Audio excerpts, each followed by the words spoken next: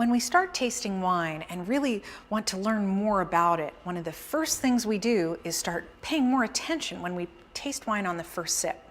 Developing a little routine of how we go about it and a little mental database, a sensory checklist of characteristics that we look for is one of the first steps in really expanding your wine experience and building your wine confidence. When it comes to the mechanics of tasting, there's a few things that we want to always do every time we try a new wine. One is to look at the color. A white background really helps to give us a sense of whether this red wine is translucent or opaque, for example, or whether a white wine is almost water white or has that golden tinge that we associate with aging. After looking at the color, the next thing that we're going to do is swirl the glass. And swirling freehand like this up in the air can be a little dangerous the first time you try. I recommend using a tabletop or a surface and holding the stem of the glass as if it was a pencil between your fingers. Pretend you're drawing little circles on the bar top. After we've swirled, we've coated the inside of the wine glass with a layer of wine, which increases its evaporation rate and amplifies its smells. All of those scents that we know and appreciate in white and red wines are amplified so that swirling the wine glass is almost like turning up the volume on the stereo. You're just doing it for your nose.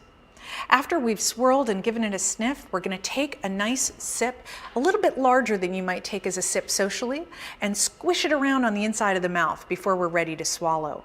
Doing this makes sure that we coat every surface area, that we hit every taste bud, that we get as much textural impact as we can, and really gives us a much stronger impression of the flavor and feel of the wine in the mouth.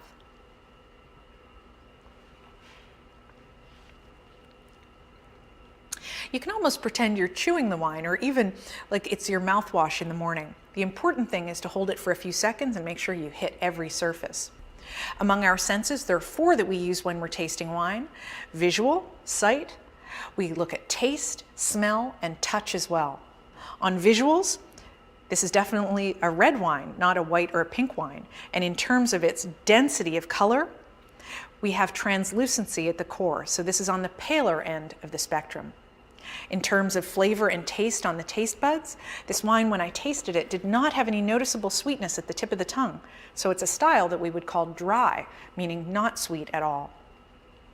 The next taste I look for is acidity, which is something we feel more down the sides of the tongue, often as a perceptible tingling, sort of like what you would get with lemon or vinegar.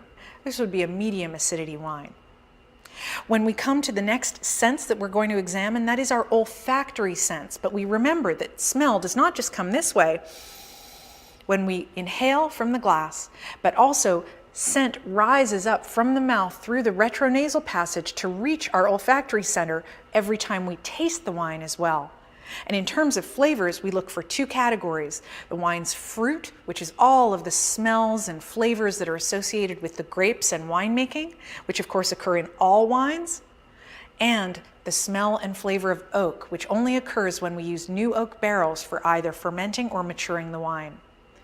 In the case of this lovely California Pinot Noir, we have both moderate fruit and moderate oak component going on.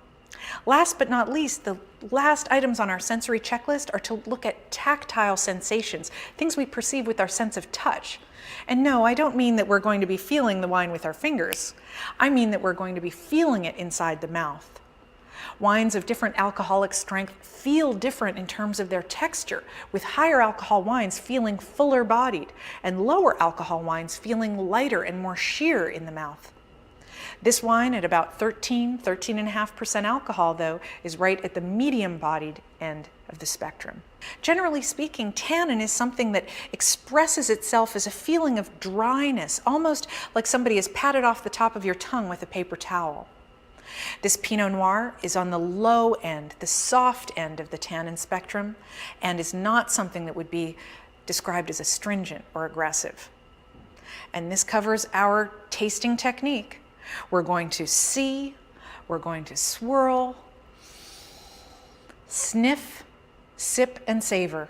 And every time we do, we're going to walk through how the wine looks, how it tastes, how it smells, and how it feels, and rate it on our sensory checklist of characteristics.